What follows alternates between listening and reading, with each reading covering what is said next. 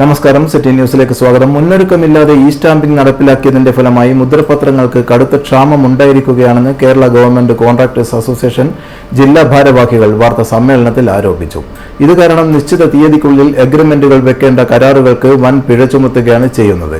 അതിനാൽ പുതിയ നിർമ്മാണ പ്രവർത്തനങ്ങൾ നടത്താൻ കഴിയുന്നില്ലെന്നും Kerala government contractors association Kannur ജില്ലാ പ്രസിഡന്റ് സുനിൽ പോള പറഞ്ഞു. ഈ കാര്യം പരിഹരിക്കാൻ സർക്കാർ അടിയന്തരമായി ഇടപെടണം. അതുവരെ പിഴയില്ലാതെ എഗ്രിമെന്റുകൾ വയ്ക്കാൻ അനുവദിക്കണമെന്ന് Kerala government contractors association Kannur ജില്ലാ പ്രസിഡന്റ് സുനിൽ പോള ആവശ്യപ്പെട്ടു. സംസ്ഥാനത്ത് നിർമ്മാണ വസ്തുക്കളുടെ വില കുതിച്ചുയരുകയാണ്. ടാറിന്റെ വില വർദ്ധിച്ചിട്ടും കൂടിയ വില കരാറുകാർക്ക് നൽകാൻ സർക്കാർ തയ്യാറാകുന്നില്ല. അതിനാൽ ടാറിംഗ് ജോലികൾ ഉപേക്ഷിക്കേണ്ട സാഹചര്യത്തിലാണ് കരാറുകാർ. പൊതുമേഖലാ സ്ഥാപനങ്ങളിൽ നിന്നും മാത്രമേ ഗവൺമെന്റ് കരാറുകാർക്ക് ടാർ വാങ്ങാൻ കഴിയുകയുള്ളൂ. അവരുടെ കുത്തക കാരണമാണ് ടാർ വില നിയന്ത്രണമില്ലാതെ വർദ്ധിക്കുന്നത്.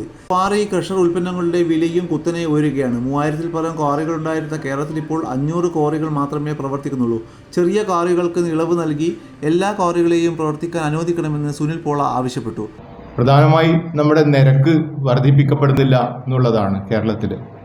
നമുക്കറിയാം, ഉപ്പ് തൊട്ട് കർപ്പൂരം വരെയുള്ള എല്ലാ സാധനങ്ങൾക്കും ദിനംപ്രതി വില വർദ്ധിച്ചുകൊണ്ടിരിക്കുകയാണ്. പക്ഷേ കരാറുകാർക്ക് ഇപ്പോഴും 2018 നിരക്ക് എന്താണോ ആ നിരക്കിലാണ് പ്രവൃത്തി ഏറ്റെടുക്കേണ്ടി വരുന്നത്. ഇപ്പോൾ 2024 നിരക്ക് പ്രകാരമാണ് നമുക്കിവിടെ ഹൈവേയുടെ വർക്കുകൾ, പോസ്റ്റ് ഓഫീസിൻ്റെ ബിൽഡിങ്ങുകൾ, അതുപോലെയുള്ള കേന്ദ്ര സർക്കാരിൻ്റെ എല്ലാ പ്രവൃത്തികളും നടന്നു വരുന്നത്. പക്ഷേ കേരളത്തിലെ പ്രവൃത്തികൾക്ക് മാത്രം 18 നിരക്ക് നൽകൂ എന്നുള്ള ഒരു ശാഠ്യം ഇപ്പോഴും കേരളത്തിലെ സർക്കാർ നടപ്പിലാക്കി വരികയാണ്.